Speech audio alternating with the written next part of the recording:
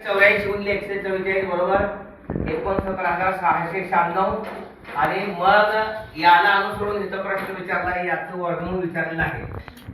याचं उत्तर काढताना याचा कसा वापर करायचा बघा.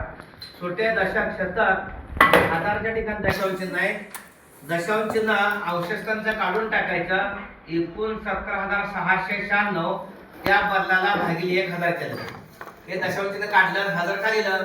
हजारच्या ठिकाणी दशांश चिन्ह आहे. याचा अर्थ हाच आहे की दशमान दशचिन्ह पद्धतीमध्ये आहे आणि आपण साध्या पूर्णांकामध्ये मांडले ते हजारच्या ठिकाणी होतं म्हणून इथं असंच करायचं.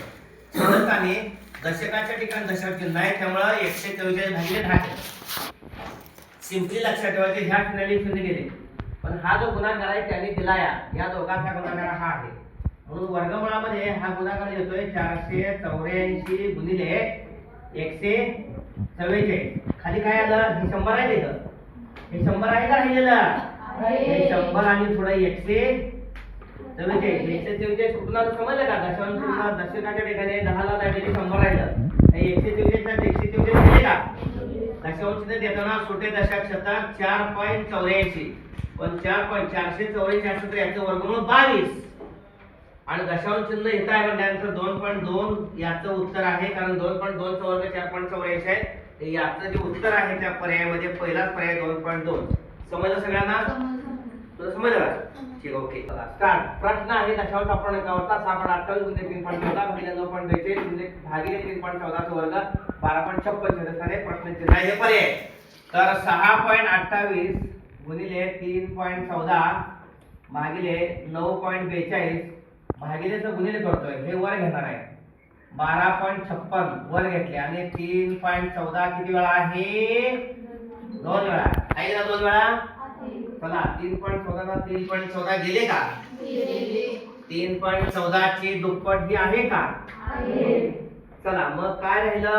2 गुणिले नाही 12 असो चला गुणिले 1256 भागिले 942 942 भागिले वर्गमूळ काढायचा काय प्रश्न आला नाही येत नाही. चला 942 हे असावं. मला जाऊ बेके बेचोक बेसाती बेके बोला असणार आहे असणार एकदम नाही भाग आला याला किती भाग जातो या बोला की किती भाग जातो या 3 एके 3 पाचे 3 सत्ते 3 चौक बरोबर आलं पाहिजे 3 चौक 12 3 2 3 एके पुढे जातोय नाही जात. बोला लवकर बोला मग कशाला जरा बंद कर व्हिडिओ. दशांश अपूर्णांकावरचा हा प्रश्न आहे. 3 बरोबर आहे बंद कर. 0.4 अधिक 0.56 भागिले 22 गुणिले 0.3 गुणिले 0.1 गुणिले 5 दशांश चिन्ह सरकवता आले पाहिजे बेरीज करता आले पाहिजे. 3.0 3.0.4 3.56 यांची बेरीज करताना काळजी घ्या. 4.0 म्हणजे 40 0.4 0.40 0.400 0.4000 यामध्ये मोठं कोण 0.4 0.40 0.400 0.4000 यामध्ये मोठं कोण मोठं 0.4 0.40 0.400 0.4000 यामध्ये मोठं कोण मोठं कोण लहान नाही सगळे सारखे. 0.4 0.400 0.40 सगळे समान आहे. शून्य वाढल्यामुळे तो मोठा होत नाही म्हणून 0.4 0.40 आणि केलं 0.56 बेरीज करायची 6 5 4 9 3.96 वरची बेरीज झाली. खाली बघा 22 त्रिका 66 6.6 गुणिले 5 एके 5 0.5 दशांश चिन्ह सरकवायची दशांश चिन्ह सगळी काढायची. खाली दशांश चिन्हाच्या उजवीकडे 1 2 संख्या बरोबर.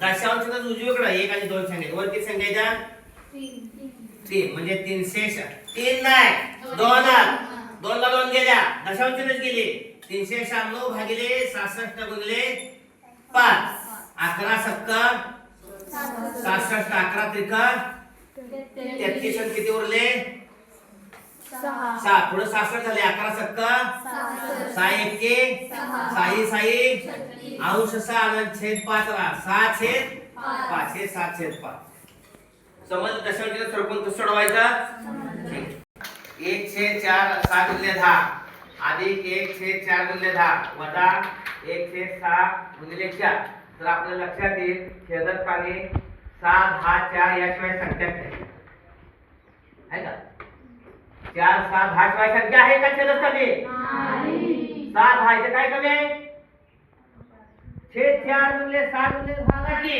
छेद आला की 4 गुणिले 6 गुणिले 10 प्रत्येकाच्या घरी तिथं 6 गुणिले 10 4 आणायला पाहिजे 4 गुणिले 10 6 आणायला पाहिजे 6 गुणिले 4 10 आणायला पाहिजे 6 10 काय कम पडलं 4 वर घ्या ना तिथे काय कम पडलं 10 ना वरती काय कम पडलं 10 घ्या ना 6 4 10 वजा 10 शून्य भागिले काय पण असू दे शून्य भागिले काय पण संख्या शून्य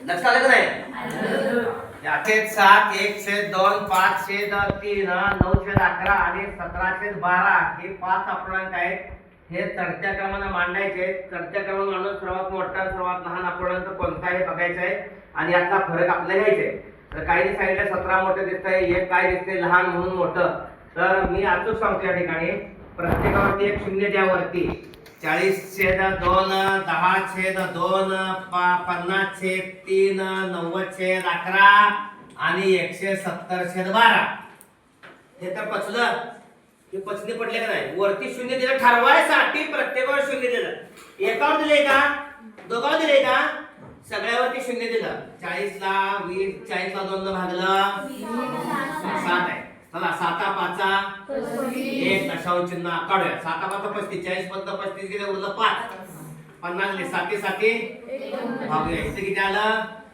5 इथं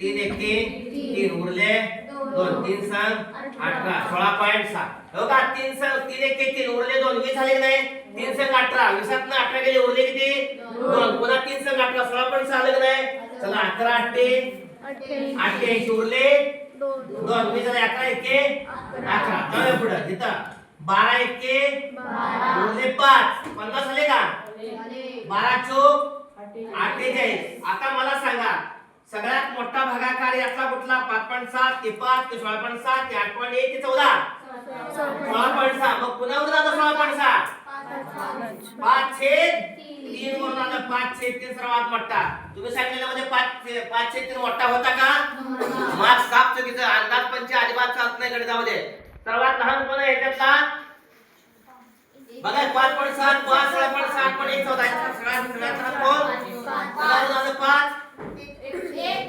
1 छेद 2 मोठा वजा लहान छेद सारखा नाही तिरकाच होणार 5 दुनी 10 वजा 3 1 छेदस्थानच्या बरोबर छेदस्थान 3 दुनी 7 छेद 6 हा पर्यायामध्ये उत्तर आहे 7 छेद 6 कशाला समजलं तर अंदाजे ठरवायचं आहे परीक्षेमध्ये अंदाजे बाण मारू नका जी पद्धत मी आज सांगितल्या ती पद्धत तुम्हाला मी सांगते म्हणून कुठेही बघायला मिळणार नाही आज तुम्हाला सांगितलं फरक सांगायचा तुम्हाला किंवा 10 पूर्णांक असले चढते क्रमांक मांडा सर्वात मोठा सर्वात लहान प्रत्येक शून्य दोन टाकायचं आणि छेदस्थानी एक एक जास्तीत जास्त भागायचं 2 1 दशांश टाकायचं आणि भागाकार बघायला सगळ्यात मोठा तो कुणावर आला तो मोठा सगळ्यात बारका भागा तो कुणावर आला सगळ्यात लहान तो समजलं आणि मग दोघांमधला फरक घ्यायचा किंवा असं विचारलं जातं चढते क्रमांक मांडा शेवटून दुसरा अपूर्णांक सांगा आता शेवटून दुसरा अपूर्णांक कोणता चढते क्रमांक मांडलं तर सगळ्यात दुसरा सगळ्यात मोठं हे त्याच्या मागे कोण येणार आहे